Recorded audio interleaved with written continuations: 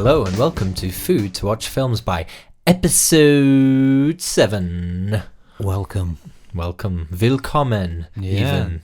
7 good things come in sevens. Yes, 7 deadly sins. 7 dwarfs. 7 samurai. Yeah, 7... 7-Elevens. 7-Elevens. Yeah.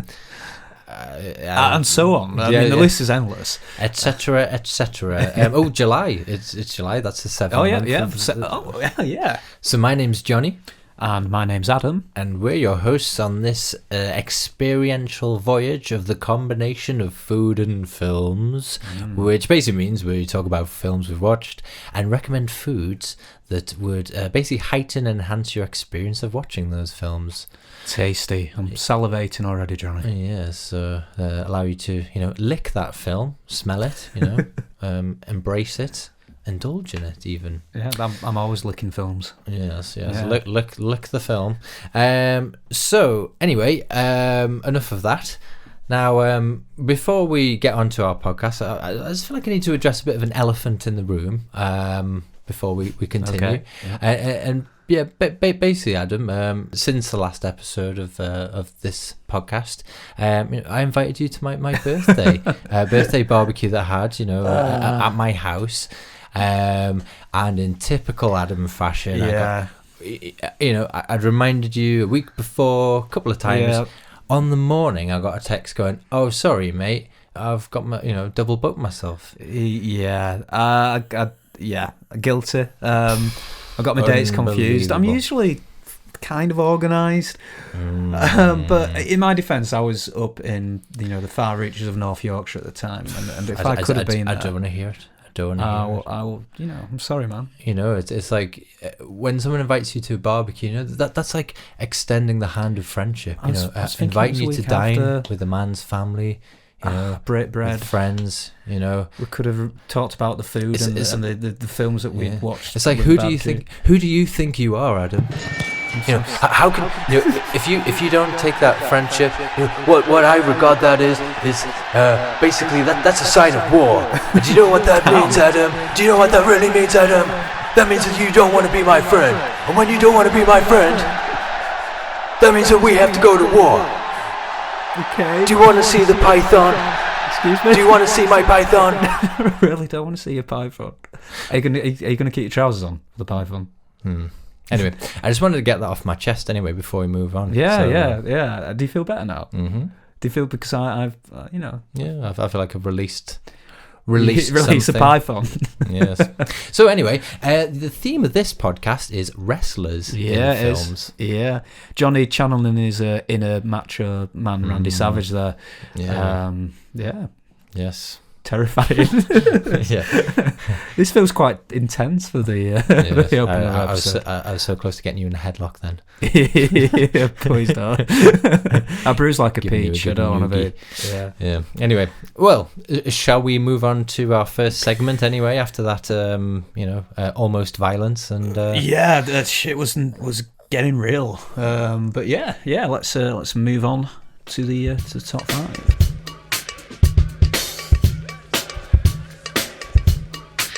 This is Adam's top 10.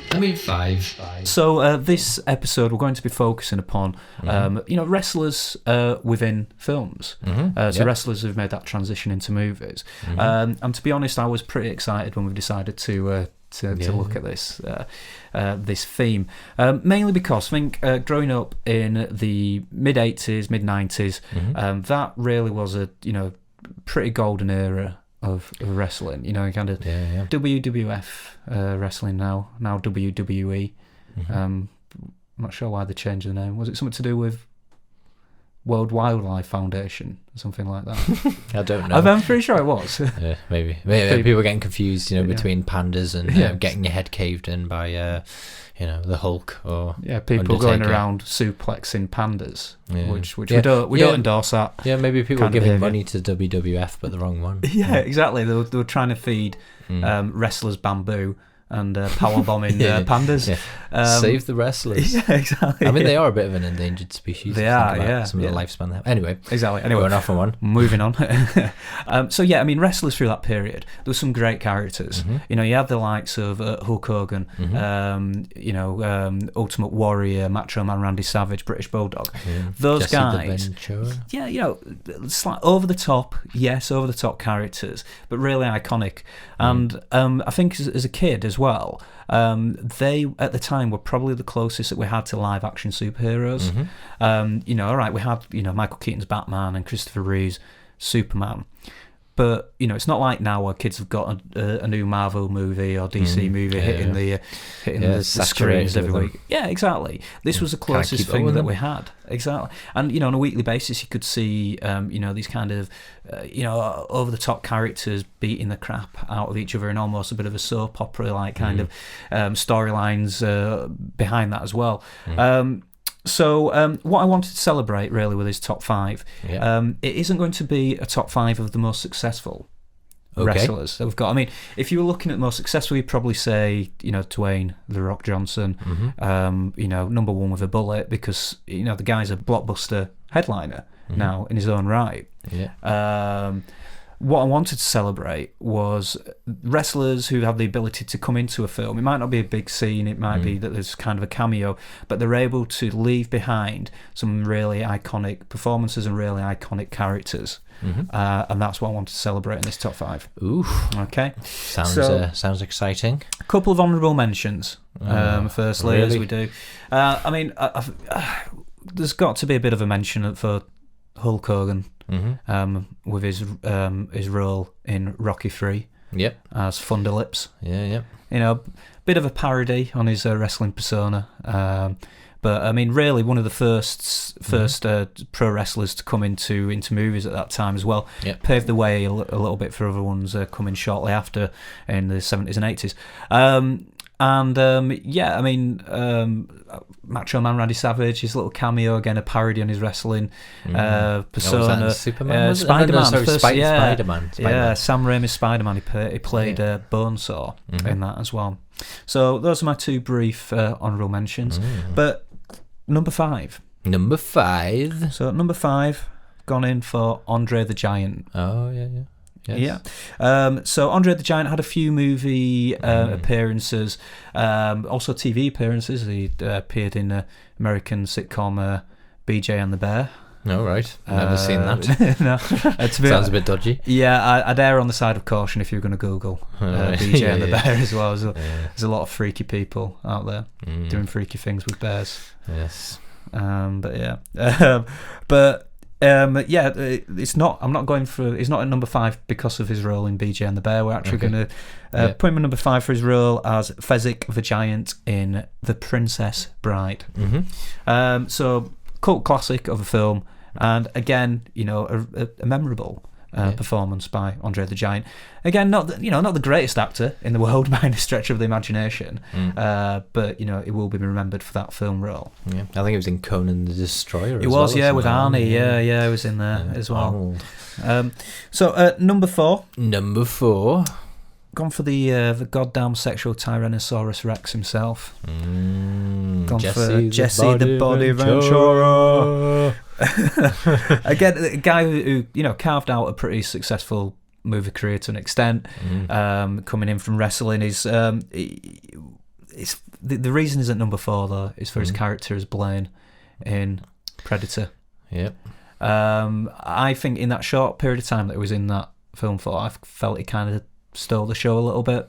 Had some great lines. You know, there's a guy who was, you know, didn't have time to bleed until he had a massive hole blown into his chest by Predator. But yeah, great performance, and it paved the way for him to do other things with, you know, he did the Running Man. Short of course, another collaboration with Arnie. Exactly. Arnie everywhere. Number 3. I've gone for Harold Sakata. Yeah, you might not be too familiar with that name. It went under the wrestling name of Tosh Tojo. Oh, right, okay. In the 60s and 70s. Right. Probably, probably better known to me, you, and most people out there as Oddjob. Oh, right, okay. Odd Job was professional wrestler. He was also a professional, an Olympic weightlifter. But yeah, he was a professional wrestler and one of the first guys to go out of pro wrestling into films. And Odd Job, you can't get much more iconic. Him and Jaws are probably the most two recognisable Bond henchmen. Strong silent type, but yeah, great character. So Odd Job in at number 3. Yeah, and number 2. Number 2, gone for another Bond henchman. With Batista. Now he's not in number 2 for his performance because he played the one of the henchmen in the most recent James Bond film, Inspector. But that's not the reason he's in at number 2. Putting him in at number 2 for his performance as Drax in Guardians of the Galaxy.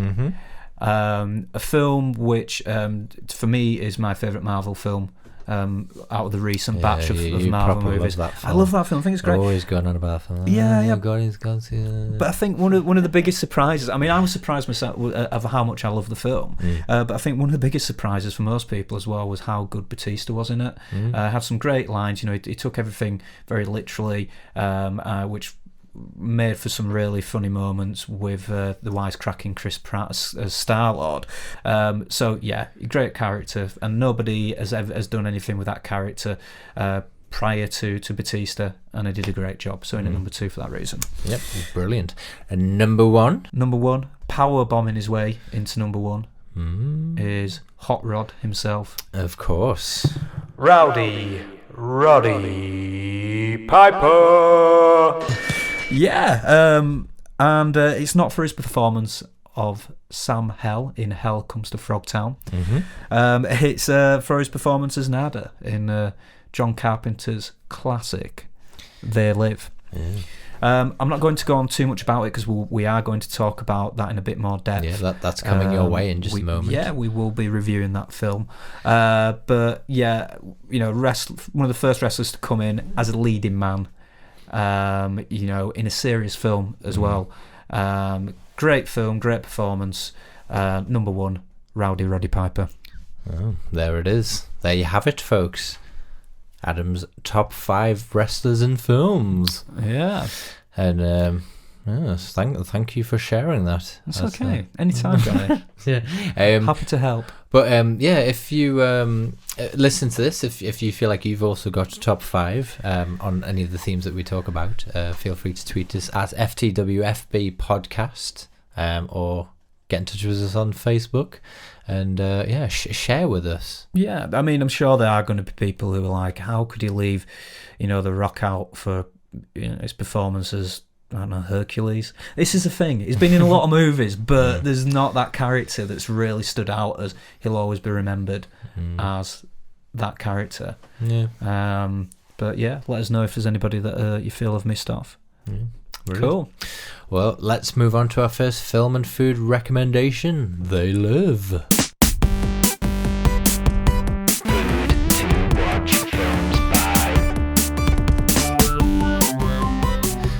Okay, so before we delve into our first film and food recommendation, Adam, would you like to pour our beverage to supplement our first recommendation? Shall I be mother? Yeah, go for it. Here we go, mate. Do you want to tell us where it's from, what it is? Yeah, today we've got Bradfield Brewery, which is we've gone a little bit closer to home today. It's in Sheffield, in Yorkshire, the north of England, near where we are. We've gone for a Farmer's Blonde, which apparently is a citrus and a summery fruity beer. Extremely refreshing. Let's see what this tastes like. That sounds delicious. Little tipple. It's even got a cow on the bottle. It has, because farmers. Yeah, farmers have cows. Yeah, that's the link. Yeah. Nice colour. Yeah, golden. Good head. I do enjoy a good head from a blonde. Oi. So, hey. Ooh. Ooh. Cheers. Let's get this down us.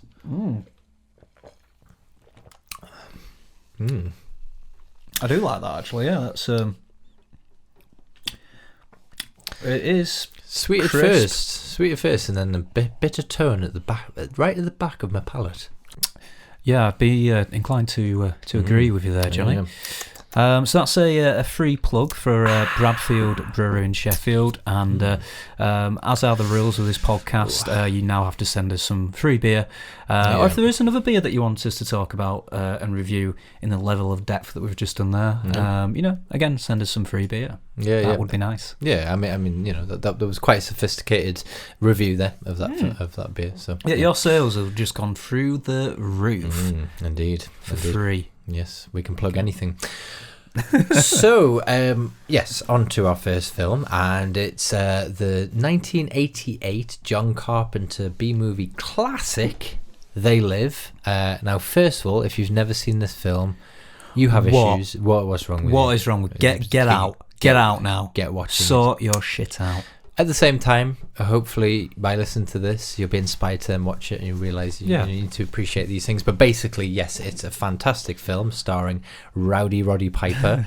I love the fact that there's not even a discussion about kind of what we both felt about the film, because we both are on the same page with this. We knew it's a classic. We love it. We'll talk a little bit about why we love it. But it's it's a fantastic film. I mean, it's basically the plot of the film is Roddy Piper, who's a drifter who comes to the city looking to improve his situation during hard economic times, and he basically finds a job on a construction site where he meets Frank, played by Keith David, who you might remember from films such as Platoon and of course the Thing, John Carpenter's probably finest film in my opinion. The man has a great voice as well. Yes, love that man's tones. And Frank invites him to join a community of homeless people who are living on the outskirts of the city. And it's at this time where Roddy Piper noticed some strange goings on in a nearby church and uncovers a bit of a rebellion, a group who are rebelling against a group in society who are imposing some sort of control. He then discovers a pair of sunglasses, and when he puts them on, he can see the world for what it is. What? Where there's messages in everything, on billboards, magazines, food, with messages of control telling us to consume, obey, procreate, marry. And he can also see that some of the people among him are actually aliens, and it's them who are imposing this control on us at their own leisure. Those dicks. Yeah, so from then, Roddy Piper goes on a bit of a crusade to take out these aliens and basically chew bubblegum and kick ass. And he does. He kicks some serious, ugly alien ass. Yes, big time. So yeah, I mean, one of the best things about this movie is Roddy Piper, and some of the lines that he comes out with. I mean, I think the whole line of "I came here to chew bubblegum and kick ass." I'm sure that was ad-libbed as well. I don't think that was actually in the script. I think that was, from the dome of Roddy Piper himself. A true entertainer. Yeah, exactly. But it's what he does as a wrestler when they're doing the promos and things like that. It's coming up with those lines. Wrestler as a leading man in a pretty serious film. There's a whole kind of bit of social commentary on Reaganomics and capitalism, and to be fair, we could spend a good portion of this review talking about the kind of underlying message. But at the end of it's pretty apparent, I think, if you watch it. Exactly, it's pretty apparent. And to be honest, beyond that, it's just a lot of fun. Yeah, no, it's just a really good, enjoyable film, and it looks really like that. I remember the first time I saw it, when he first puts the sunglasses on and he sees the world for what it really is. It looks awesome. It just looks so good. It does. The aliens, I think, look ace. Yeah. I think they're great. Yeah. You know, I think it's so imaginative as a film. You know, and a bit of a slow start at first, but you're very quickly into the action. And you know, we've got, you're looking at this film, we've got a 6-minute fight scene. Continuous fight scene for 6 minutes, uncut. Just Roddy Piper and Keith David battering each other over a pair of sunglasses. Put them on. It escalated quickly. And then you've got obviously Meg Foster as well, who plays what's the name of the character? Holly, who he sort of holds hostage for a bit, and she ends up turns out she's the executive on the TV company who are transmitting it. But it was funny when I saw her straight away. I was like, I recognise her, those eyes, and it just reminded me of years and years ago. Did you ever watch Quantum Leap? Oh yeah, I used to love Quantum Leap. Yeah, she was in a couple episodes of that, and I remember it being a really good series of episodes that really kind of, you know, when you see something and it just really gets to you. Yeah, she was like a I honestly can't remember in anything, but I can imagine that she would probably be in Quantum Leap. I'll have to revisit that. Those eyes. But I mean, you kind of think she's going to be the love interest. It almost sets her up as that, but it's not that obvious. That would be too obvious, and John Carpenter is anything but obvious. And I think it's one of John Carpenter's probably his best work, just behind The Thing, in my opinion. You can't really beat The Thing. That's, you can't beat The Thing. Pure gold. Exactly. But, this is a fantastic film. I don't think we can, can't big it up any more than we have. It's amazing. Honestly, watch it. It's one of those that there's rumours going around again that there could be a remake. Oh no, don't. But. Yeah, please don't. No. There's no need to do it. The captured lightning in a glass. Is that the saying? I've never heard that, but captured lightning in a bottle. Right. That sounds about more appropriate. But it doesn't need to be remade. Right. Great film, and I mean, testimony to how successful wrestlers can be transitioning into movies. Yeah. Unfortunately, following that, Roddy Piper didn't exactly have a great movie career, and it seemed like it was going to set him up for a series of really good action films. Exactly, and it was in the right era as well. It was the late 80s. It was just setting it up nicely for that period of action movies. Like Die Hard and so on and so forth. But never really happened. I mean, to the end, he was acting. He was in episodes of It's Always Sunny in Philadelphia. Great comedy. He's in episodes of that as a reoccurring character, as a maniac. But just never really took off his acting career, unfortunately. But he'll always be a legend for his performances and also for him being, just Roddy fucking Piper. Rowdy Roddy. I'd say that again. Rowdy Roddy fucking Piper. But and of course, obviously he's passed on now. So rest in peace, Roddy. He's up in the big ring in the sky. Yes, which just sounds gross. But watch it. It's a great film. Should we get on the food recommendations? Absolutely, yeah. Shall I indulge in this one first? Yep, go ahead. Yeah, well, I was thinking about obviously some of the main theme in this is the messages, almost like the power of marketing and mass media, and so I thought why not? I'm going to put together a top 5 foods not to be fooled by, basically, where the marketing is probably stronger than the actual product itself, where what you buy, marketed very cleverly. It's got a slogan, but it's actually shite. So first one is Carlsberg Lager, which you see everywhere. Probably the best beer in the world. No, it isn't. It probably isn't. We're going to get sued for saying that it tastes like donkey piss. Yeah, but it's one of those beers. When you go into a pub and you go in there and they have like 3 beers on tap: Carlsberg, Guinness, something that's really imaginative, and it's like, thanks, lovely range. So Carlsberg Lager. Another one, Frosties. The strapline being they're great. They're okay. I'd rather have a bowl of Cocoa Pops Oh, when I was a kid, I used to love Frosties, but yeah, they're a bit too sugary for me these days. Yeah, they're all right. So number 3, yeah, this is one of those typical ones at McDonald's. You know, the slogan, "I'm loving it." To me, that just sounds a little bit desperate. It's like, I'm loving it. I'm having a good time, but yeah, it sounds like the being taken hostage. Forced. Yeah, exactly. You will enjoy this food and love it. How many people have said they're loving it midway through a heart attack? Yeah, Not many. Yep. How many people have had heart attacks Having a whilst eating fantastic- McDonald's? Probably quite a lot. Yep, you don't know. So number 4 is Bisto, which, you know, Bisto has been a bit of a, I suppose, a British institution for many years. You know, Yeah, it's Bisto. It's basically gravy for, you know, non-British listeners. Instant gravy. Instant gravy in a cube quite often, and or granules. It always portrays this image of this utopian family life. But to be honest, it's probably mostly sad, lonely, single people who buy it because they can't be asked to make proper gravy. It's true. But I have quite a bit of Bisto in my cupboards at home. Johnny. Sorry. And I did have a 5th one, but as you're scrolling through that, literally the lawyers for Bisto, Carlsberg, Carly, McDonald's, they're lawyering up. They're going to come after us, but yeah. Come at me. Yeah, we have no money for you to take.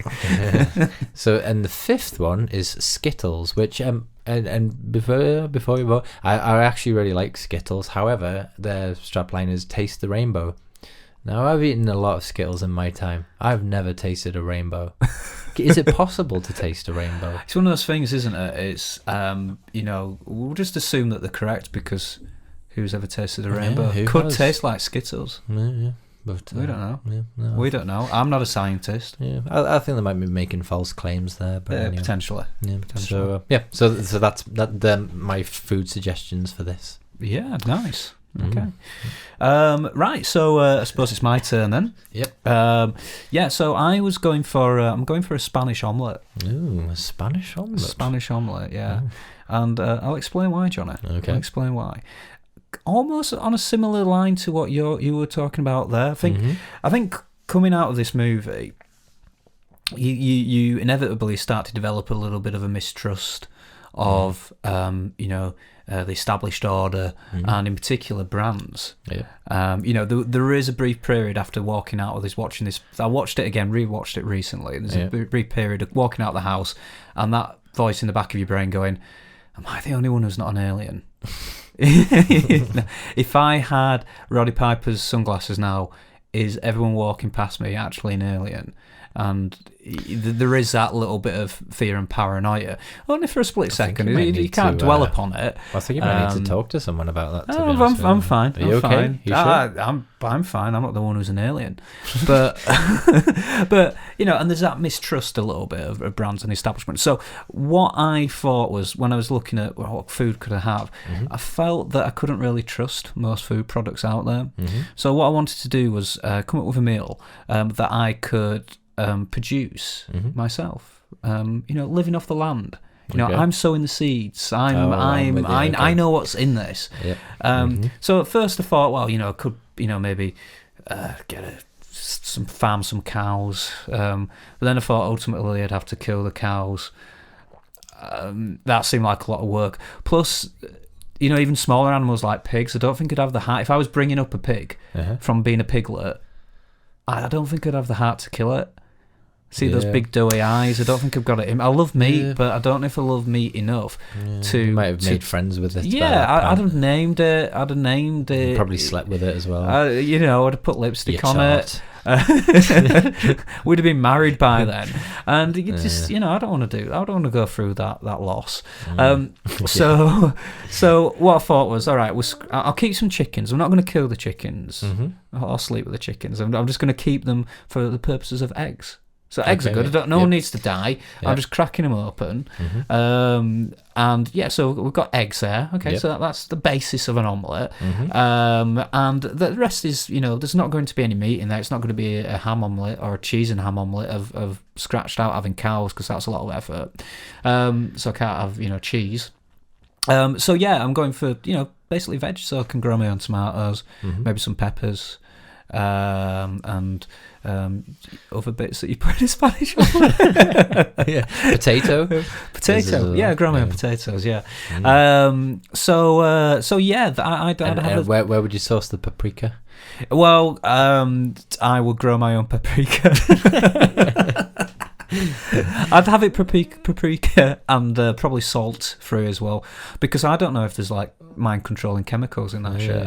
Yeah. There's not going to be a lot of seasoning. I'll grow my own herbs, but pepper, salt, paprika would be left out of it. So all right, it wouldn't be the tastiest. So just be egg and potato and peppers, as peppers, and tomatoes. It's healthy. And it's sustainable, and I'm pretty sure conspiracies. Yeah, exactly. Mind control. Exactly. I know there's aliens not trying to control my life. Well, fair play. Fair play. Okay. All right. Well, that about wraps it up for that one. So yeah, you can have yourself one of 5 foods not to be fooled by, including Skittles or Frosties, Carlsberg Lager, McDonald's, or you can have yourself a Spanish omelette that you've homegrown from your own potatoes and eggs and what have you, which might be a lot of effort to go to if you just want to watch this film, enjoy it, but it's up to you. Shall we move on? Yes, let's. Okay, so once again, we're here, this part of the podcast, where we've invited one of our listeners to join us. And actually, this guy's not just one of our listeners, Adam. He's a dear friend of mine called Chris. You don't have friends. You lie. Don't even go there again, Adam, all right? How much did you pay, Chris? I will deal with you later. So, Chris, how are you doing? Not bad, man, not bad. Yes. Just a little factet. Chris has recently asked me to be his best man, and I don't know whether he's regretting that now. Well, I don't know. Like, you've got enough stories on us, so that's the only bit I'm regretting. Yeah. and by committing this to this podcast, that means that you can't go back on that. You can't change. No. It's going to be on the internet. I'm sticking with you. I'm sticking with you. You're fucked, basically.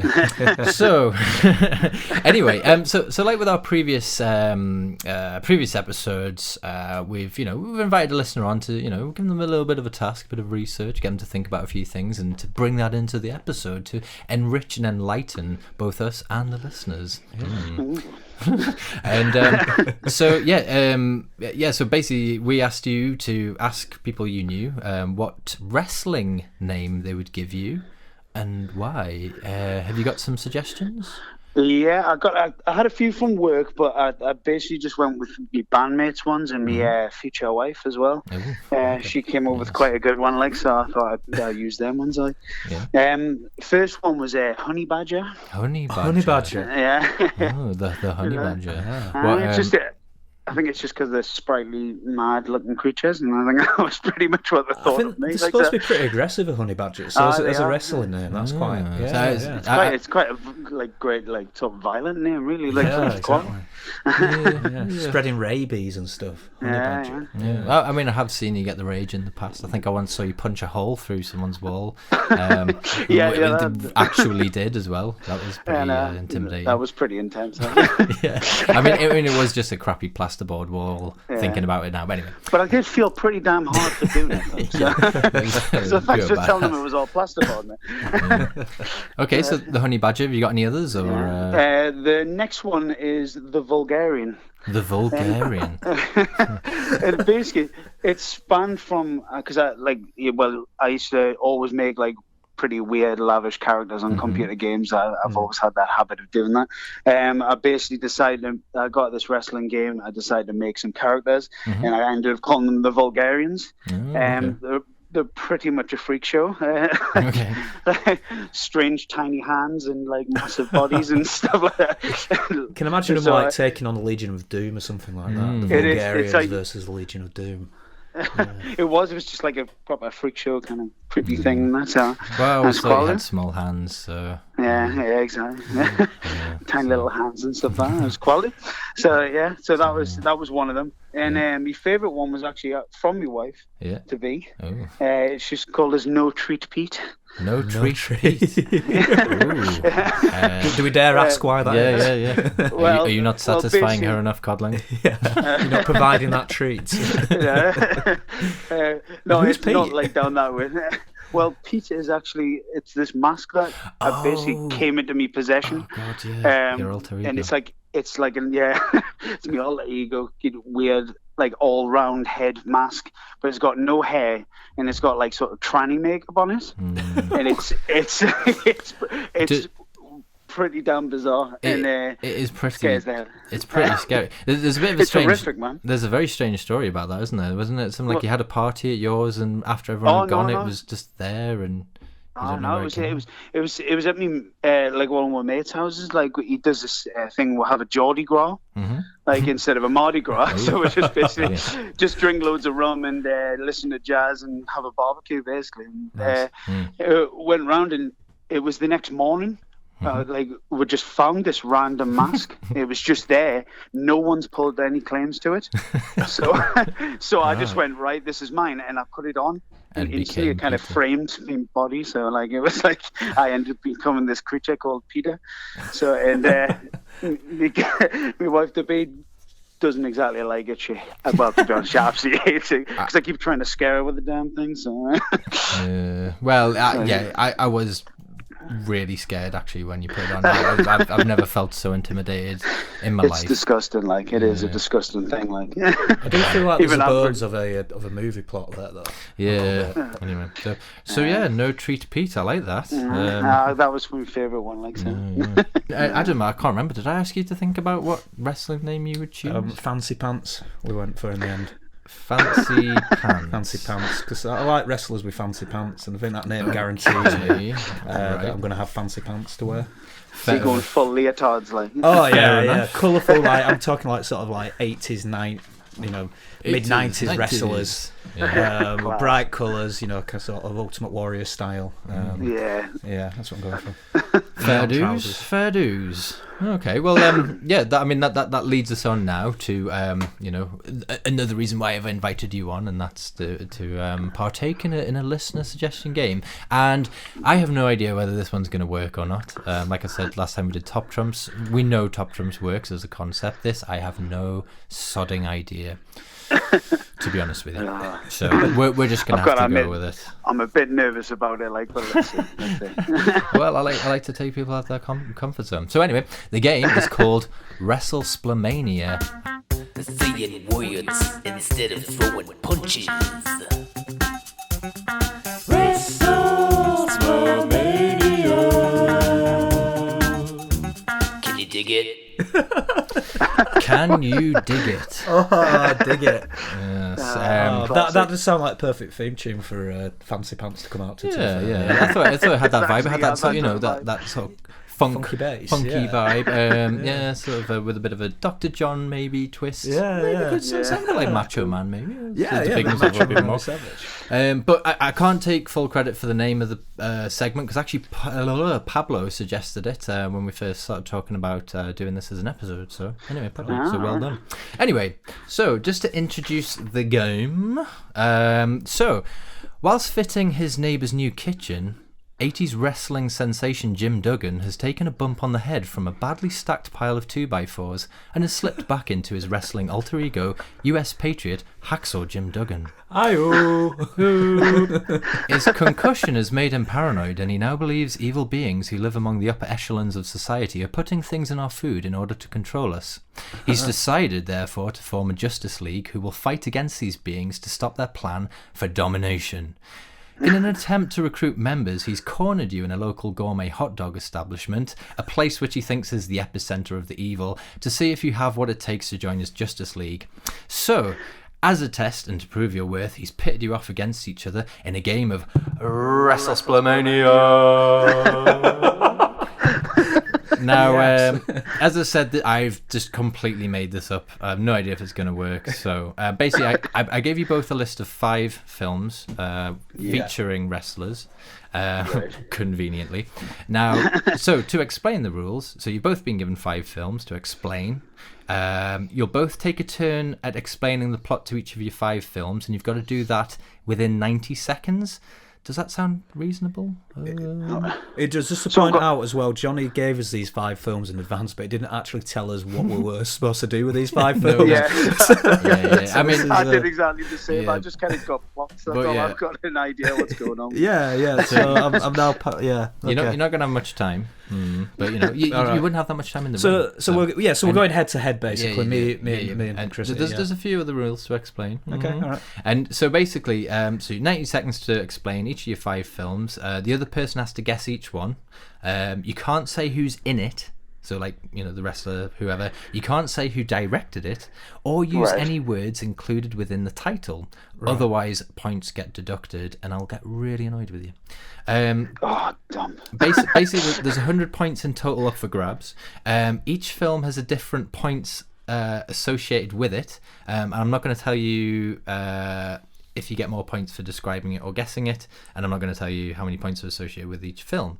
That'll be worked out afterwards. Well, I know what they are, but anyway.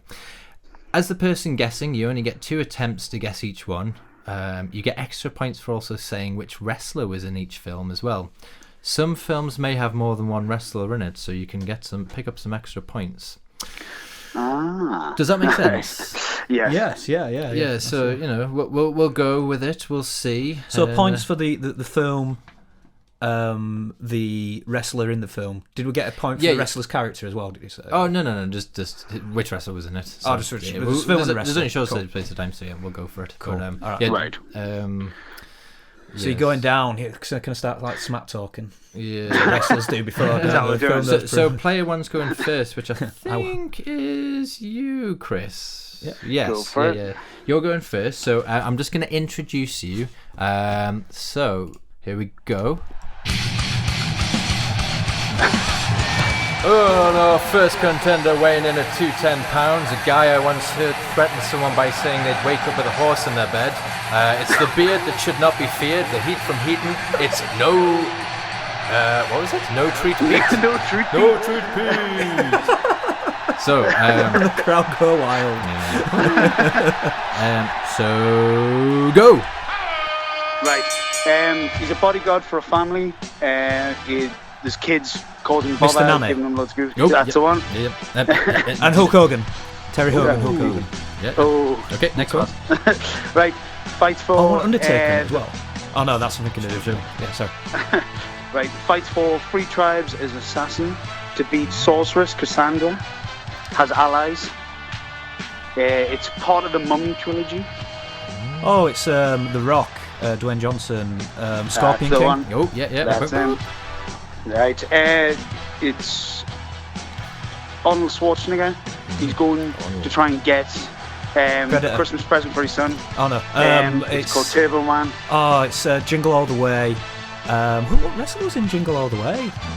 I remember Sinbad being in it. Yeah, Sinbad. I'm gonna go for Jesse the Body Ventura. This is a Nope. guess. Burp. Damn it. Next one. Kevin Nash. Right.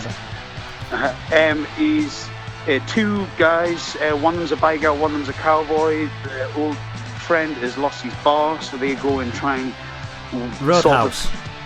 No. Please. It's a bank complex that's going to overrun it and stuff like that, and they need to get 2.5 million to attempt to rob a bank together, and they end up with these synthetic drug things.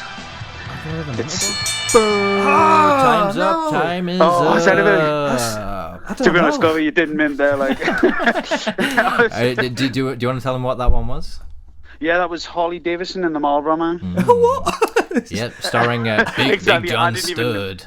And I had no idea that one. Who was in Jingle All the Way? What was the wrestling Jingle All the Way then? Oh, it was Big Show. The Big Show. Paul Wright. Is it Paul Wright? Oh, I'm Big not Show, sure. I didn't have that. Something like that. Maybe. And do you want to quickly say what your final one was as well? That you didn't Oh, get it was round to Blade do? Trinity Triple H. Oof. Ah, right. So, So we're now on to Adam. What was yours? Fancy pants. Oh, yeah, fancy pants. So here we go. So our second contender, weighing in at 180 pounds with less hair than a kindergarten, a man incapable of summarising a top 5 without listing about another dozen other entries. It's Fancy Pants. Less hair than a kindergarten. That's harsh, man. It just came to me earlier. So anyway. Fair enough. Okay, so go. Okay, so right, first one. Amphibians who can do karate. There's the adolescents. Turtles. Yeah. Now it's the second one of that, and there's a secret. There's a secret of some gooey substance. Ooh, that's it. I'm sorry. There's a surprise of some gooey substance. Penalty. Oh, I can't remember. Damn. All right. Number two. So Okay, move on. That was Teenage Mutant Ninja Turtles 2: The Secret of the Ooze. Okay, so Hunger Games on steroids. Set in the future. A guy's dropped Running in. Man. Yes. Can you name the wrestler? And it's why have I pulled the blank here? Andre the Giant. No. Okay, number 3. Okay, there's fantasy. Oh, it's Jesse the Body Ventura. Sorry, go. Number 3. So fantasy. Columbo's telling his grandson a bedtime story. There's a big guy in there and a pirate, and they're trying to stop a wedding. Come on. Pass up, no. Final one. No, keep going. Okay. Spaceman crashes to Earth. So hard. Yeah. So the ones that didn't get the Princess Bride. That was Columbo reading his grandson a bedtime story. Andre the Giant. Suburban Commando. He just got that one. Running Man, it was Jesse the Body Ventura, which he did get, did he? I think. Kind of moved on to the next one. Retrospectively, but I remember just at the end. It was still within the 8 seconds, so we'll let you have that. There was Teenage Mutant Ninja Turtles 2: The Secret of the Ooze, and Kevin Nash was a wrestler who was inside the monster Shredder. Super Shredder, that's it. He was Shredder, inside Shredder. And there was also, we didn't get to number 5, but that was going to be Escape from New York. And Ox Baker, that's the wrestling scene, isn't it? Yeah. It's actually a wrestling scene. The Ox. The Ox, yeah. So I just need to work out these points. Running it through, Chris, you have a total of 21 points, and Adam just beats you with 24 points. So I'm so sorry. I am so sorry. Yes. 1, 2, 3. That's what we're doing. This is Adam's first proper victory. So, let me have this. And I feel like I've let you down. Do I get like a belt or anything? Do I win a belt? No. Do I have at least like a title that I can call myself? Like well, you will forever be known as Fancy Pants. That's current cool. holder for WrestleSplamania. Whatever. Champion of the world. But you're still a gobshite, so. But anyway, so sorry about that, Chris, and I'm afraid that means should we have a giveaway anyway? Yeah, we don't want you to leave empty-handed. Yeah, we don't let anyone leave empty-handed. Even though I could always hand you your own ass again. That doesn't make sense, does it? Hand your ass to you. You could have a. That's it. I've got a small giraffe. Is it a wooden giraffe or plastic? Small wooden giraffe. Would you like a small wooden giraffe? Chris? That could work. Yeah. Little trinket. One, so. Put on your shelf. It's easy to post out. Stick it in a jiffy bag. Maybe you could incorporate it into your No Treat Pete character. You could have a little giraffe on his shoulder. Just keep it in my top pocket. And little giraffe that tells Pete what to do. Yeah, brilliant. Well, thanks for coming on, Christopher. Cheers for having us, guys. I hope you've enjoyed yourself. Yeah, it's been balanced. Yeah, and we'll speak to you another time. Well, I'll definitely speak to you another time. I think you need to. Yeah, I think you need to go away and watch Teenage Mutant Ninja Turtles: The Secret of the Ooze. I'm gonna have to. I had no idea what that was. Lesson in life learned. I even said one of the words, which Oh yeah. Oh. That was a faux pas. That doesn't affect the point system. In fact, actually, no. I just remember Adam did drop in a word from one of the titles. I can't remember which one it was. So no, he still wins. Yeah, he's 23 rounds. That would have been a travesty. I thought there was a glimpse there. A glimmer of hope. Well, yeah, I've had enough talking to you now, Chris. So go. We release you. Thank you very much. Cheers, guys. See you later, mate. Bye bye. See you later. Bye Bye. Okay, so that takes us to our next food and film suggestion, which is Central Intelligence. Yep. Starring Dwayne "The Rock" Johnson and little Kevin Hart. Yes. Little Kevin Hart, the little dude, a little funny man. So the film basically follows Kevin Hart, his character Calvin Joyner. Yep. And Dwayne Johnson's character, Bobby Weirdick, little Bobby Weirdick. Yeah. We start off with the pair in high school. Yeah. We have Kevin Hart's character, who's the school jock, the most likely to succeed, the most popular kid in school, the all-star player. Exactly. And then polar opposite to that, we have Dwayne Johnson, who's a little chubby, overweight kid. Got more moves than a bowl full of jelly. The guy can shake it. The guy can shake it, but unfortunately, it doesn't make him popular. No. Instead, he's actually embarrassed and shamed in front of the class as he's thrown bare naked out of the shower in front of the entire senior year class, exposing his little weird dick. His little Dwayne Johnson. Little Dwayne Johnson. So that's how we start off. So then we're transported 20 years into to taking us to the present day, where Kevin Hart, far from being the most successful kid in school, is actually now in a bit of a boring desk job as an accountant. Yeah, not fulfilling life's dream. Yeah, it's not really kind of met the aspirations he set himself at that young age. Yeah. Calvin Joyner, Kevin Hart's character, is then contacted out of the blue on Facebook, gets a friend request from a guy called Bob Stone. Bob Stone. Bob Stone then turns out to be little Bobby Weirdick. However, little Bobby Weirdick ain't so little no more. No. He's now the muscle-bound, totally stacked Dwayne Johnson. Ripped to shit. Yeah. And not only is he ripped, but he's also a CIA agent. Ooh. Yes. And the madness transpires from there. It does indeed. We find out that the reason that Bob Stone has got in touch with Calvin Joyner is to utilise his knowledge as an accountant to help unweave a web of lies and deceit and international espionage, which has actually led to the death of Dwayne Johnson's partner. What, his sexual partner? Or? Is not, well, that's not explored. That might be in the DVD extras. But no, his CIA partner, who's actually played by Aaron Paul of Breaking Bad fame. Yeah, of course, yes. Jesse. So we're then catapulted into action, drama, suspense, and some comedy in this. What is essentially at the bones of it? It's a buddy cop movie, comedy. Yeah, it is classic. And actually quite a good one. Yeah.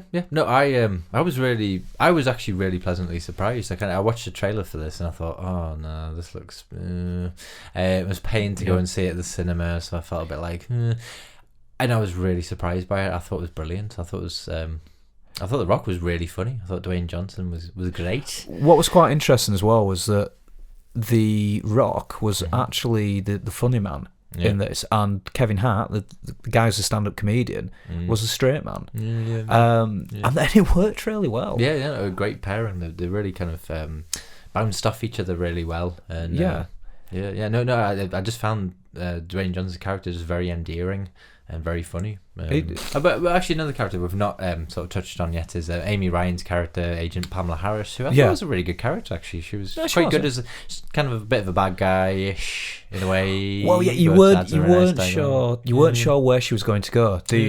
Was she going to be the villain of the piece, or is she just misunderstood? It kept you guessing. Yeah, exactly. But she provided a few laughs as well, which is which is always good in a comedy, I suppose. The hand finger wrenching. Anyway, we won't spoil it in any way. We're going to try and leave this relatively spoiler free because obviously it's a recent film. One thing that kind of surprised me as well was, and I suppose this kind of takes us back to the point of wrestlers transitioning to movies, and in particular Dwayne Johnson and how popular he is now as a movie star. First cinema that Johnny and I went to go see this film, it was sold out. Oh yeah. On like a Thursday night, it was sold out. It wasn't even, I was pretty gutted about that. Got there, gone to the effort of getting a burger, having a bit of a chat, a bit of a catch up, get to the cinema. Sold out. We then had to jump in the car and drive for to bloody Castleford. To Castleford, West Yorkshire, which is the other side of West Yorkshire for us, and a bit of a journey. But we got there to a lesser cinema, I might add. To a lesser cinema, yeah. But with seats that don't recline. But we got to see it, didn't we? But and I suppose that does demonstrate the kind of popularity of these movies now. It can draw that kind of crowd, and you can tell already that the producers have got confidence. Had a bit of confidence going into it. In a sequel even. They've set everything up for a sequel. And to be fair, at the end of the day, this isn't a high art. This isn't. It's not a great movie, but it's an enjoyable movie. And I laughed throughout it. I think some of the jokes were a little bit predictable and a little bit flat, and the plot wasn't watertight, and it was pretty predictable in places. It didn't need to be complicated though. It was about humour, action, exactly. Unicorn t-shirts and fanny packs. Exactly.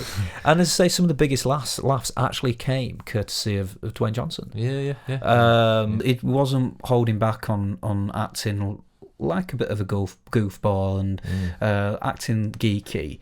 He really embraced it right from his fanny pack to his unicorn t-shirts, and his love for 16 candles. 12 candles. 16 candles. 16 candles. 16 candles. Well, he took 4 candles away. 4 candles. Why would he do that to Miley Winrock? What, 4 candles or 4 candles?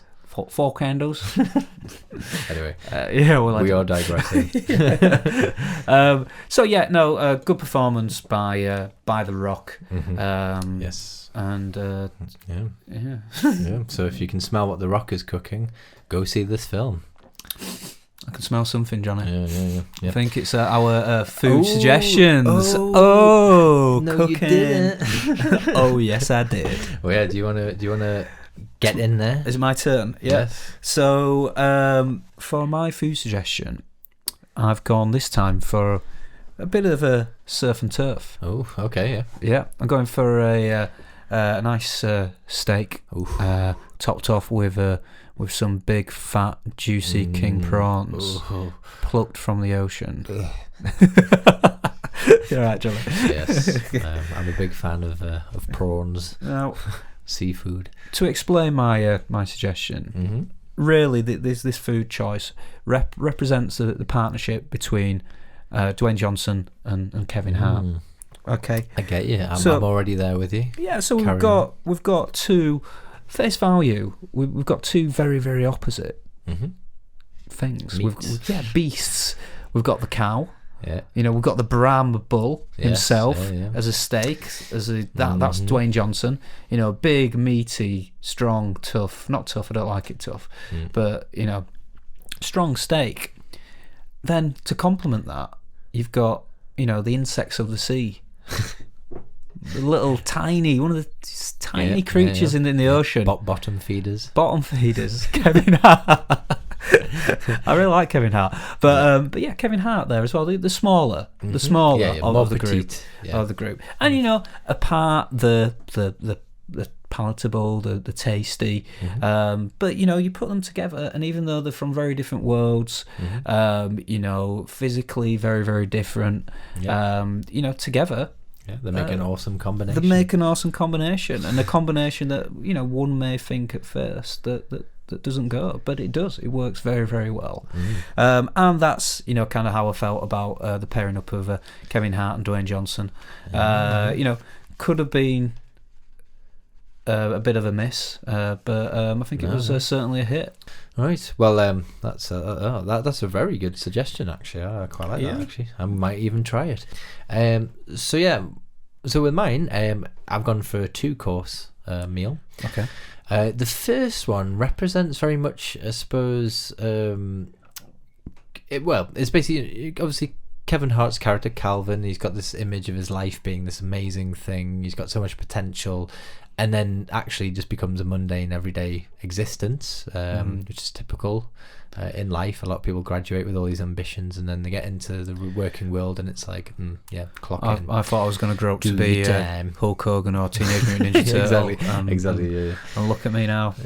Yes. And so I was thinking you could have like a ravioli that looks really good from the outside. It's got a really nice sauce with a bit of sheen to it. Lovely little ravioli parcels, but then a really plain filling that's got no seasoning, really underwhelming. So you delve into there and you think, oh, is this it? Is this life? Oh shit! Wow. It's profound. It's pretty heavy.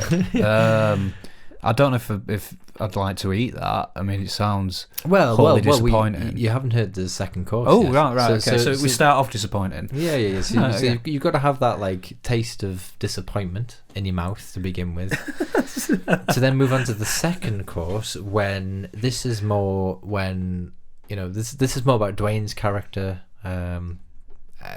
Vibrant, full of energy, and so I was thinking to immerse yourself in it. First of all, you need to get yourself naked, possibly open the curtains so everyone can see you, and indulge in something like an ice cream, perhaps cornetto or something. And maybe a box of Nerds, because I was thinking the typical things when I was at school before I graduated, when I had all these amazing dreams. Nerds were everywhere, and they're vibrant. You mean Nerds the Sweets? Yeah. Sorry. Nerds the Sweets. No, Nerds the Sweets. Right, okay. Full of flavour, sugary, a lot of pizzazz. Yeah. So you just stand there in your birthday suit with a cold ice cream, some Nerds. Right. I may try that later on. Yeah. Do Nerds still exist? Are they still sweet? They do around. Yeah. I've seen them. They crop up every now and then. But yeah. Did you see them whilst you were eating them naked? Yeah. So again, a word of warning. I know we often say this. Don't only follow our food recommendations if you feel you're old enough to make that decision. I am kind of promoting here, sort of exposing yourself. You could be in danger of legal action. Or make sure you're not arrested. Like a playground or and be careful when you're having that cold ice cream, what it might do to various parts of your body.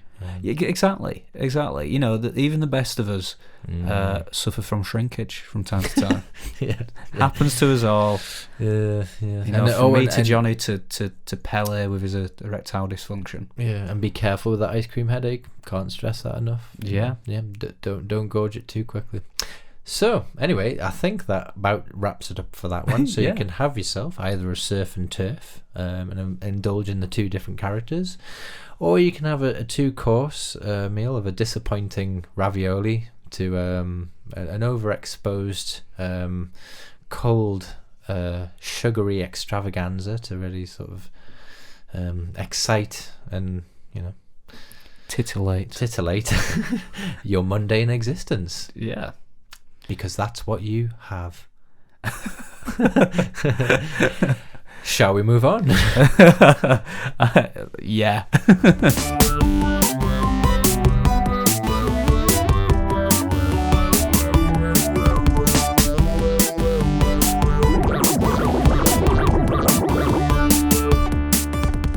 So, we're here once again, the penultimate part of the podcast, Films Not to Eat Food By, featuring a guy who's, should we say, wrestling with his demons? Many demons. Yeah, many demons. So, Pablo, are you there? Oh, hi guys, how you doing? We're okay. Are you okay? It's kind of, did you say wrestling? Was that just wrestling with my team? That's wrestling, because it's the theme of the podcast. That wasn't just like a pun on. Oh, No, it was a pun, but the theme of the podcast is wrestling. We sent you an email. So I thought wrestling. Right, get him out. Get him out. Get him out. Where did you get those cows from? And how did you get them out so quickly? Get it. I've got some helpers. Oh yeah. Yeah. Oh, well, what do they look like? That's all I've been permitted to say. They signed non-disclosure agreements. The least I can do is agree with them. No. Just clarify, so it's not this kind of. Not rustling. No. Right. No, but easy confusion. Wrestling. Wrestling. Oh well. It was quite impressive. You managed to bring together a load of cows for that. I appreciate the effort. I kind of wish it was on. It took me all week to do that. It took me a week. It makes our preparation seem a little bit crap, to be fair. To be fair, from the looks of it, it's going to take me a week to clean up after it. But it looks like they've got on the motorway. No, it's not my problem. Not my problem. They're at my door. Not on my property. Not my problem. No, really, is that your attitude towards your victims as well? Well, other than a swift no comment, of course, Johnny. The main thing I would say is, anybody who I take into my property who I don't want to leave generally won't be leaving the confines of my property or compound, as I like to call it. Compound. It's kind of the John Wayne Gacy sort of approach. Gacy was an amateur. He just put everybody in barrels in his basement. I mean, come on, what kind of forward plan is that? Nothing. It's not that I'm in any way condoning his actions or any other actions of such people, but all I'm saying is, if word doesn't get out, it's because people haven't got out, and that's all I'm going to say about that.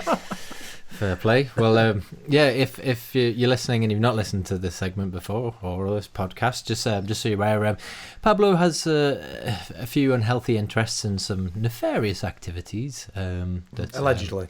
Alleged activities. We won't go into the details right now, but and we also ask him to provide us with a recommendation for a film not to eat food by, that of the very gory variety that you wouldn't want to eat by. So Pablo, do you want to bring it to the table?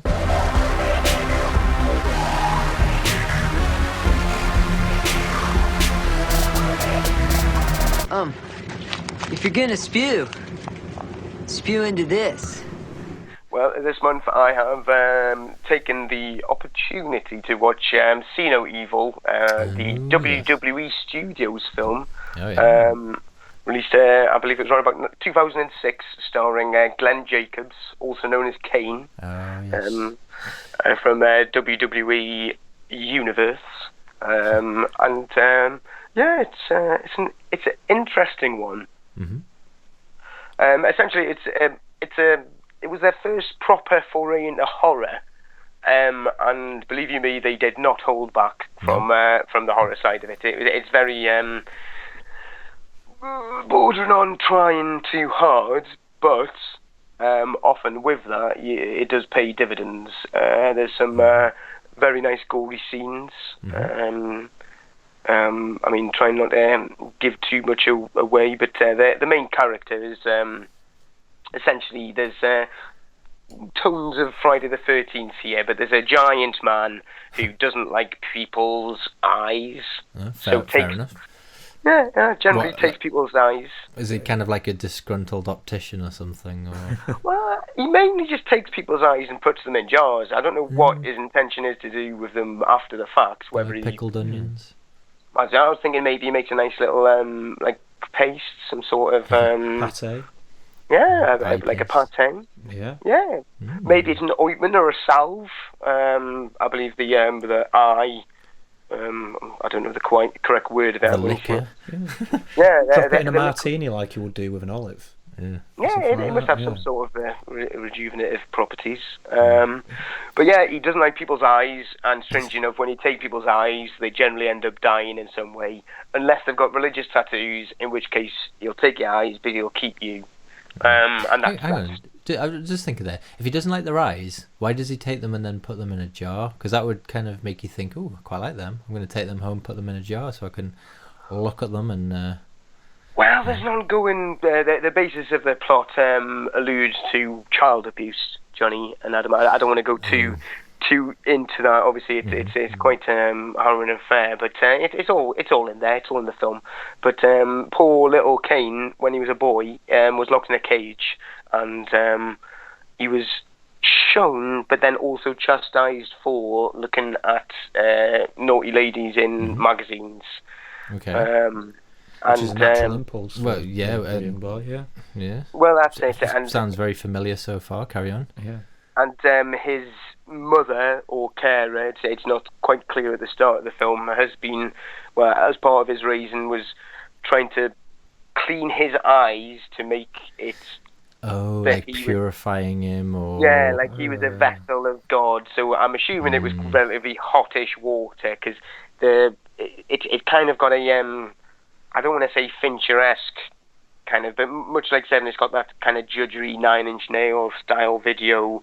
Whenever it seems to be coming from his perspective or his vision, there's a kind of judder stop and a little bit of blurring around the lenses. So I don't know if it's supposed to be given the impression that he's got like bad eyes because of his mum showering his eyes as a boy and making him look at ladies and then telling him off for looking at ladies. Yeah, and then part of that makes him go, oh, I really want some eyes. Essentially, it starts off with a cop going to a scene which has got a lady who has got no eyes but has got tattoos. So apparently, the only reason she's not dead. Two policemen come in. They're like, "What's going on here?" Kane comes in with an axe, kills one of the police officers. The other one loses an arm, manages to get a shot off, shoots the guy in the head. Next thing he knows, he wakes up in hospital. It's 5 years later, I believe, possibly. It's either 4 or 6 years later. I can't remember specifically now, but he's now works with juvenile detention and is on some sort of day release at a hotel. He's got a false arm, and he looks after these kids, and they're there to clean up a hotel that got burnt about 30 years ago, but has never been restored since. And as soon as they get there, not long before, one of the kids goes missing, and it all goes from to hell in a cell in a handbasket from there. So was it? I mean, did you enjoy it? Was it a good one? The gore when it came was good. It did the job. As I say, within about 5 minutes, you've got a double no eyes. That's what I call them. Double no eyes. A fella gets cut in half, and somebody loses an arm, and somebody gets shot in the head, all pretty much within the first 5 minutes. So it slows slightly from there, but then it picks up. There's a lady who gets eaten alive by dogs in quite a what I will call an unfortunate bungee jumping accident. It's not quite that. I'm being creative with my language. Sounds good. All in all, quite good. I believe there is a See No Evil 2. I was hoping to see that. I haven't seen that yet. From watching this film, I'll be quite surprised how they managed to do with the See No Evil 2. How, as we know, with often your monster-ish horror films, the creature is generally dispatched in some way, shape, or form by the end. But I thought the way that it happened in this film was quite convincing. But as they See No Evil 2 is available, so I shall hunt that out. And how would you rate this then, if you in comparison to some of the modern day stalker slasher kind of flicks? Where would you place it? Well, I think often it all depends on the payoff. There are excellent films that are terrible, and terrible films that are excellent, all depending on what is the content therein. I like a bit of gore, so many's the time I've watched an awful film that is, as long as it keeps up with the gore, is very enjoyable. And this is one of those films which is definitely worth a watch for some of the creativity. Those who are fond fans of the genre will probably realise that there's nothing they haven't seen before. But the one refreshing thing is, now it's about 10 years old, is a lot of the films that are about now very much rely on your supernatural, your jump scares, and the like. So just having a bit of general visceral horror, it being a physical entity and not a supernatural entity, it did make it a bit more refreshing. But there was enough in there to warrant what I think I will give. I haven't touched on this, but I will give 2.5 very peculiar sets of teeth to See No Evil. As Glenn Jacobs Kane, the one thing that distinguishes him from his WWE character and the character in this film is the fact that he's got some dodgy teeth. That is the main distinguishing factor. Well, like, as in just he doesn't look after his teeth and they've gone a bit, or it looks like they were a bit gnarly in the first place, and then he just let them go to. But to be fair, from what I understand from these flashbacks that often occur during the film, he may have spent most of his childhood wearing pants, sitting in a cage. Well, if they probably didn't let him out to go to the dentist or whatever, or encourage him to brush his teeth at bedtime. And a slasher needs to have a defining characteristic. You know, Michael Myers had his Captain Kirk turned inside out mask. Jason had his hockey mask. He's got shit teeth. Yep. So, well, that's pretty much it. Shit teeth and a hole in his head. Do you think when they called him in to cast him, and he's like, "Oh, what do I get then? Do I get like a badass mask or what?" I'm like, "No, you're gonna have shit teeth." But he has a mask in the second one, doesn't he? Oh, that's right. Yeah, maybe he got his way in the second one. Yeah. From what I can only assume is to hold his skull together, because it didn't look very promising by the end of this one. But But okay, so that one's available on Netflix then. See No Evil, is that correct? To be honest, I'm not 100% sure if it's on Netflix. I believe it is. I went out and dug out a DVD from a charity shop because I like to give. Yeah, when I'm not, that's taking lives, I like to give back to charities. Well, yeah. So anyone want to watch See No Evil? Go out, go to that charity shop and purchase the evil. Do you have any other recommendations while we're on the topic? Yes, just talking of eviscerations and different type of, I hate to use the term, but we'll call money shots in a gore sense. There's the film Cube, which is a favourite of mine. But it's essentially just a group of people wake up in a room, very peculiarly lit room, have no real memory of why they're there or really who they are.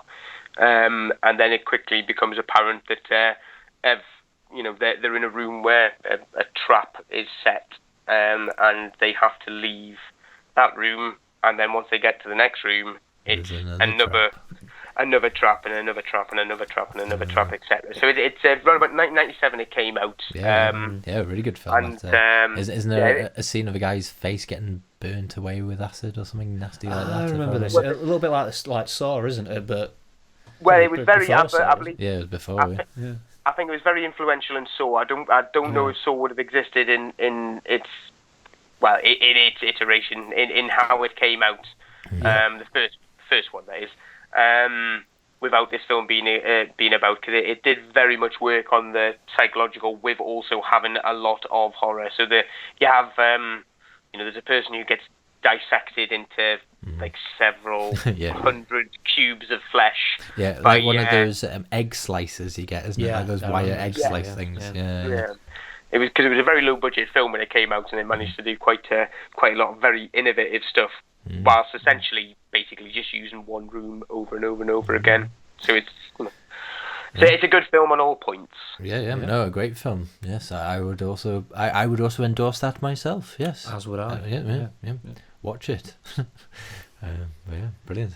So what you doing for the remainder of your evening? Well, it looks like by happenstance looking out my window, even though the cows are a bit of a pain to organise, there seems to have been quite a few auto-vehicular accidents. So I don't know, might do a little bit of looting, salvaging, looting, harvesting. Harvesting. Yeah. That generally comes later once I've got them on the slab. We'll see what comes. Maybe getting some stock for your Pubisham business. Well, to be honest, Johnny, the whole Pubisham thing, it's gone away the toto. The storage, I just couldn't get the storage. I mean, as they are often the it's a logistical nightmare, really. Yeah. Well, it is. I mean, I've got my compound, but the problem with having your compound, if you've got a tannery involved, it's pretty much like having a smokehouse on your back door. So it just the smell. I just smoking pubis is not my favourite thing. Yeah, and probably not one you can really hide or disguise very well in a public. Yeah, it draws attention, area, I guess. Yeah. Which I'm assuming is something you're not too keen on. No.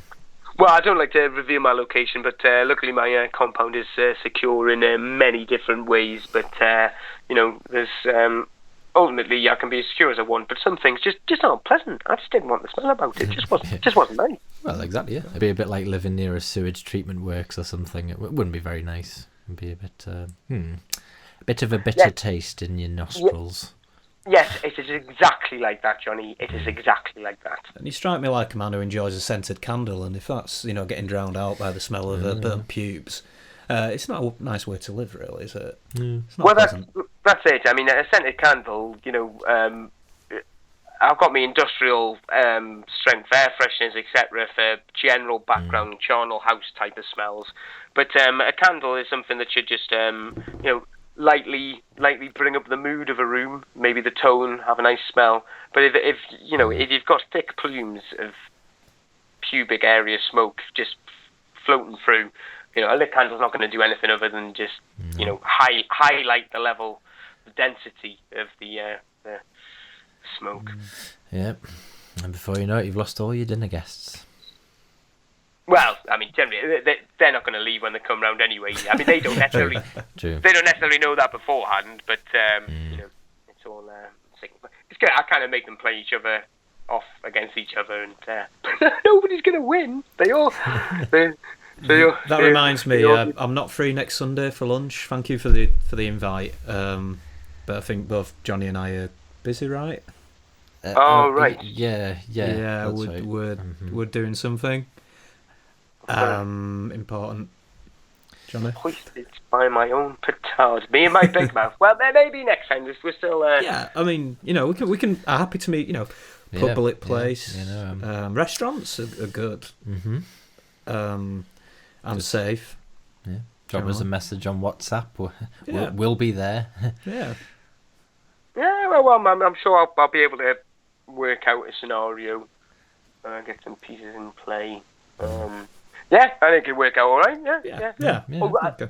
By the way, also, obviously, just a general relating note to yourself and to other people is if you ever see a fella with like a bad arm trying to get a box into the back of a van, just be helpful and help him out. Especially if it's at night and he's making a bit of a noise, and he's got like a longish beard and looks a bit like me. Yeah, I mean, I always help strangers with things in the back of vans. If Silence of the Lambs has taught me anything, always help strangers in vans. It's weird that you should say that. Not a stranger in a van, but I was just at home base earlier, and there was a woman needing help getting some stuff in the back of her boot, and I just delved in there and gave her a hand. I didn't realise I could potentially have been putting myself at risk. That could have been Pablo. Yeah. Yeah, you had a rooster boot. Did she have a beard? I don't think she did, actually. Okay, you were lucky this time, but next time. Yeah, man, I will think more wisely next time. Yeah. It puts the lotion on its skin. Yeah. Or the lotion in the basket. That was my impression. Thanks. Right, well, I guess we'll bid you adieu, and we'll leave you to your cow carnage. Yeah, there's quite some rootin' to do, rootin' tootin', especially around some bootins. Fandabby dozy. Right, later, taters. Yes. See you later. See you next time. Cheers, mate. Bye. Bye. Okay, so the end is upon us, I'm afraid. The end is nigh. Yeah, of this wrestling-themed edition of Food to Watch Films Bar. Yeah. And before we go, obviously we usually finish with a bit of a listener suggestion. So, Adam, do you want to do the honours? So this episode's suggestion comes courtesy of Phil. Now, we did. I'm trying to make some sense of this. We did receive this suggestion about 3:00 in the morning. So I think young Philip was either sleep deprivated or on the old sherbets, a wee bit intoxicated potentially. Nice. Okay. But I'll try and make sense of this. So, recently watched Zootopia. Okay. Is that a U2 album? And also a family-friendly animated flick, I believe, as well. Okay. So Phil would like to suggest, after watching that film, a little buffet type thing with lots of different stuffed animals. Okay. Because there are so many damn animals in the film. Now, I think what he's saying there is he wants, when he says stuffed animals, I'm not sure if he means taxidermied or...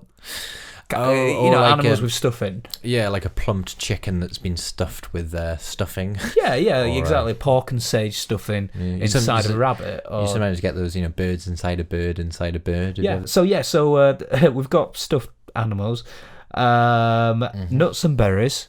Fair enough. Dandelion tea. This is a big meal that we've got going on here. Yeah. A big old steak. Cooked blue. Very specific there. Lots of water, because you want to keep hydrated during this feast. Yeah, I suppose. And maybe even a carrot cake for dessert, since the main character is a rabbit.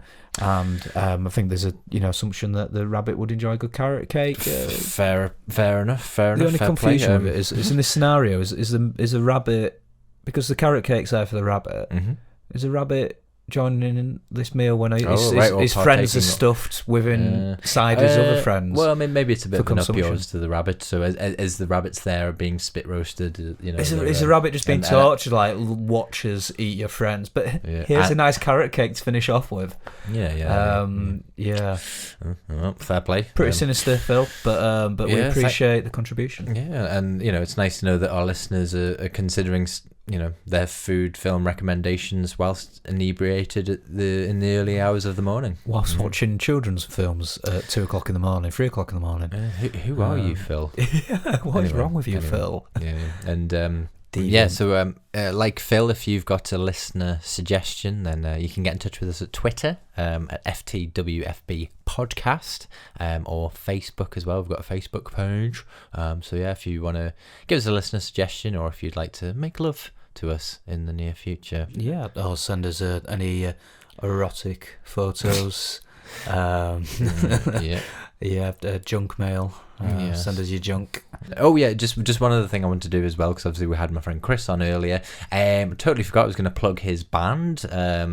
So anyone who's into noise music, you can check them out online. And I think they've got a Facebook page, Tumblr page, on SoundCloud, and that's WAHEELA, sometimes also spelled WHLA, I think. Named after a mythical beast, I think. But okay. Yeah, and we'll exit this podcast. We'll go out on a bit of their latest track, The Glass Wrestler, which is quite appropriate for this episode. Exactly, yeah, very serendipitous. So if noise music's your bag, enjoy. If you prefer your music without noise, and exactly. Yeah, if you like listening silence, to really, abstract nothingness, then this isn't for you. And neither is this podcast, probably. So because you don't like noise. Yeah. So anyway, on that note, we will leave you to your abstract noise and mundane existence. Bye. Bye.